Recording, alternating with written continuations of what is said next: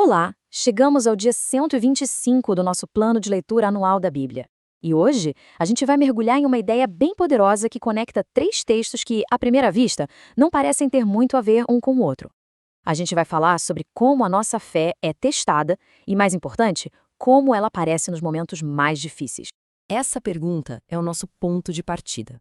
Porque é exatamente aí, sabe, quando as coisas apertam de verdade, quando parece que não tem saída, que as leituras de hoje nos dão umas perspectivas, nossa, totalmente inesperadas e muito fortes sobre como reagir. Então, o que a gente vai ver? Nossa jornada hoje nos leva de uma prisão romana para um campo de batalha em Israel e de lá para um debate bem profundo sobre sofrimento e justiça. Vamos ver como esses fios todos se conectam numa mensagem única. Vamos nessa? Nossa primeira parada é com Paulo e Silas, lá em Filipos. Eles estão no meio de um trabalho que está dando super certo, mas a coisa está prestes a virar de cabeça para baixo de um jeito bem violento.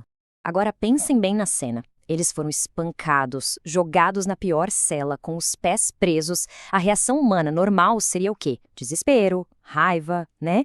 Mas a resposta deles é louvor. E esse ato de adoração no meio da dor não só acontece antes do milagre, mas parece que é o que vira a chave de tudo, transformando a prisão inteira e terminando com a conversão do próprio carcereiro. E é aqui que tudo se conecta. A pergunta do carcereiro, totalmente desesperado, recebe a resposta mais direta e, ao mesmo tempo, mais profunda do Evangelho. A crise vira uma porta aberta para a salvação, não só para ele, mas para toda a família dele. É um exemplo incrível de como até o sofrimento pode criar oportunidades que a gente não esperava. Tudo bem, agora a gente sai de uma prisão para entrar em uma crise nacional. Vamos voltar no tempo para Israel, que está sofrendo há 20 anos sob a mão de ferro do rei Jabim. A situação parece sem solução, e a liderança que aparece para resolver isso bem, digamos que é bem fora do comum. E para a gente ter uma ideia do tamanho do problema, o texto fez questão de dizer 900 carros de ferro. Gente, isso era a tecnologia de guerra mais avançada da época. Era tipo ter um exército de tanques contra quase nada. O cenário estava montado para uma derrota esmagadora. E olha só que interessante o contraste na liderança. De um lado, Baraque, o general do exército, cheio de si. Se você for, eu vou. Do outro, Débora, a profetisa, com uma certeza que vem de outro lugar. Vai, o Senhor já foi na sua frente. É por causa dessa hesitação que ela avisa que a honra da vitória não seria dele, mas de uma mulher. E a profecia se cumpre de um jeito que ninguém imaginava. A vitória final não vem pela espada de um soldado no campo de batalha, mas pela mão de uma mulher, Jael, que com muita coragem e esperteza derrota o comandante inimigo dentro da própria tenda. É uma virada de roteiro impressionante. E o cântico de vitória de Débora imortaliza esse ato. Jael é chamada de a mais bendita das mulheres. Ela não era uma líder política, não era uma guerreira, mas a sua atitude de fé, no momento certo, garantiu a liberdade de Israel. Isso mostra que, nos planos de Deus, a liderança pode vir de onde a gente menos espera.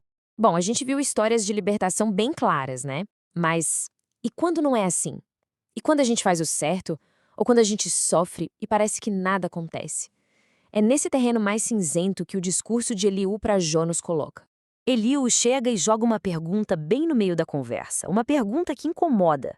Será que o que a gente faz, de bom ou de ruim, afeta Deus de verdade? É uma ideia que nos faz repensar o porquê de a gente buscar viver uma vida correta. A lógica do Eliú é a seguinte: Deus é imenso, é transcendente. O nosso pecado, no fim das contas, machuca a nós mesmos e as pessoas ao nosso redor. A nossa justiça, por outro lado, beneficia a humanidade. Mas Deus, ele não fica menor com o nosso erro, nem maior com o nosso acerto. Isso muda tudo, não é? A relação deixa de ser uma troca e passa a ser adoração. Então, o que Eliú está trazendo para a mesa é uma ideia de confiança. É um convite para a gente confiar na justiça de Deus mesmo quando não entendemos tudo. É reconhecer que os caminhos dele são muito mais altos que os nossos e que o silêncio dele não quer dizer ausência.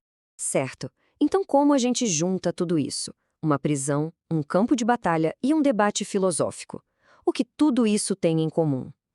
Bom, todos eles mostram jeitos diferentes de responder com fé quando a vida aperta. O que a gente vê hoje não é uma receita de bolo, sabe? É um leque de respostas de fé que são válidas. Às vezes, a resposta é cantar no meio da dor. Outras vezes, é ter a coragem de agir. E tem vezes que a resposta é questionar, lutar com as dúvidas. A questão não é qual resposta é a certa, mas entender que uma fé madura tem espaço para tudo isso, sempre confiando num Deus que é maior do que a gente pode imaginar. Olha, se essa nossa conversa de hoje fez sentido, se ajudou a conectar as ideias, não esquece de deixar um curtir e seguir o canal Pneuma BR. Assim a gente continua essa jornada de aprendizado juntos. E para a gente fechar, fica uma pergunta para levar com a gente. Na nossa própria caminhada, qual tem sido a nossa resposta? Diante do que a vida traz, a gente tem respondido com o louvor, com ação ou com um questionamento honesto?